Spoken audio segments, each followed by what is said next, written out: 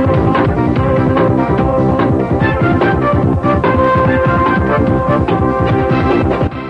morning, everyone, and welcome to the celebration of the Eucharist. This is not a Holy Mass celebrated in a cathedral or a church. This is a regular Eucharistic celebration at the Office of Radio and Television, attended by over 50,000 people on television. Office of Radio and Television, popularly known as ORTV, of the Archdiocese of Hartford in Connecticut, is one of the pioneers of mass media evangelization in the Church of the United States. The late Archbishop of Hartford, Henry O'Brien, being a far-sighted visionary himself, established ORTV in the year 1953. The Archbishop appointed Monsignor John Wodarski as its founding director with a mission to evangelize, educate, inform, and inspire. Father Edmund Nadolny, who succeeded Monsignor Wodarski, had this to say of his predecessor. Monsignor John Wodarski, he was my pastor in Holy Cross Church in New Britain. And he started the TV masses on Channel 8 and Channel 30. In 1963, when Inter Mirifica, the Second Vatican Council decree on social communication, was promulgated, ORTV had already completed 10 years of its evangelization activities through media. It was in 1972 that ORTV began to broadcast daily Mass. There were no daily masses until we started in about 72 here on Channel 20. From its early days, along with TV, radio also was used by ORTV for evangelization. Talk shows on radio, according to Father Nadolny, were excellent ways to reach to the people. We used to have a program called The Risk of Marriage at 6 o'clock here, a program where people would call in. And eventually we had 7 talk shows on radio where people would call in from all over. After Father Nadolny, Father Edmund O'Brien took over as the director for a brief 4-year term. It was during this time that the live broadcasting of the Daily Eucharist began at ORTV. Reverend Father John Gatsak, who took over from Father O'Brien in 1987, considers the live telecast of the Eucharist as the most important activity of ORTV. By far, the most important activity, the most important program that we produce is the celebration of the Eucharist. For many of them, they're old, they can no longer get out of the house, they can no longer go to church, they can no longer participate actively in their church community. We bring church, we bring God, we bring Jesus to them. Working with media in the secular world is not easy, but its tremendous influence makes it worth the struggle. Remember, we live in a secular world, a materialistic world. The main source of entertainment is violence, sex, and materialism. Why do kids watching television become very, very violent? When you see violence long enough, you get brainwashed. So TV is great for the good and also for the bad. But it was a great source of evangelization. Banking on this evangelizing scope of mass media, ORTV produces a number of programs like Crossroads MAGAZINE, and That's the Spirit, highlighting the goodness in the ordinary people.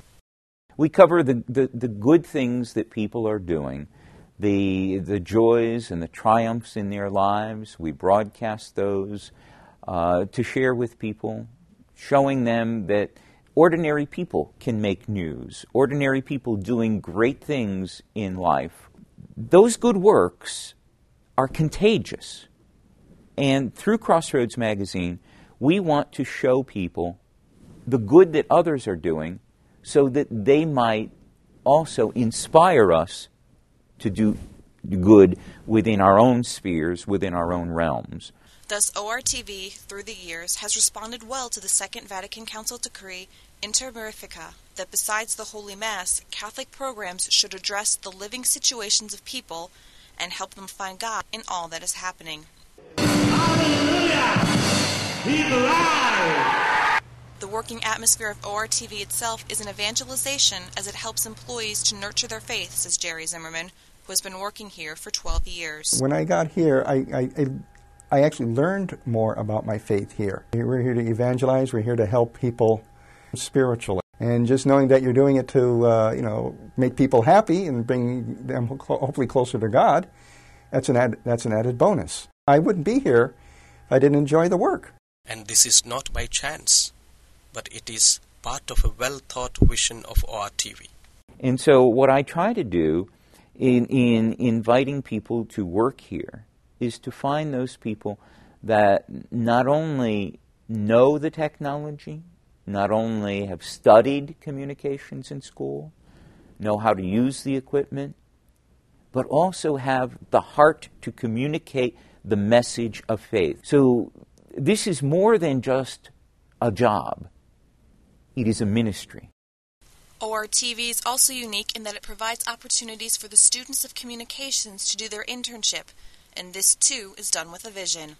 I'd like to share with our interns what we do here in the Archdiocese of Hartford, how we respond to the gospel mandate, how we respond to the papal decrees to utilize the means of social communications to serve the gospel today. And I don't pretend that the way we do communications or our communications ministry here in the Archdiocese of Hartford should be the way that you do communications when you go back home. So I share with our interns what we are doing. Hopefully they might be inspired by what we do. Hopefully they might learn the practicality of utilizing the contemporary media in our society today, get ideas that they might be able to take home, learn from us, learn from the good that we hopefully achieve, but also learn from our mistakes. Unlike any other year, this year the office had 4 interns from the Pontifical Gregorian University in Rome. My name is Andriy. I come from Ukraine. I've been here on internship for 2.5 months. I've learned how to run the camera. I've learned how to edit videos. I also am a bit more familiar with editing for radio, so creating radio programs. I definitely suggest ORTV for the future students as a place of their internship because here you can learn many things. All said and done, buying and maintaining media equipment costs a lot of money and can become the biggest hurdle in setting up an office like ORTV. This is probably the most difficult task that I have as the director of radio and television, raising of money. Because we don't get any money from the Archdiocese itself. So any money that comes in through the generosity and the love of the people that we serve. Most of them, the people who watch the television Mass and who appreciate that Mass to the extent that they will sacrifice $5, $10 or more every single month to make sure the Mass stays on the air and make sure that we are able to do the ministry of the Church on radio and television. Notwithstanding all these challenges, one must understand that evangelization through mass media is no more an option for the Church, but the pressing need of the hour. The success story of ORTV must inspire many more church leaders and communication students to venture into more creative ways of communicating Christ to the world through mass media, because televisions do become parishes without boundaries.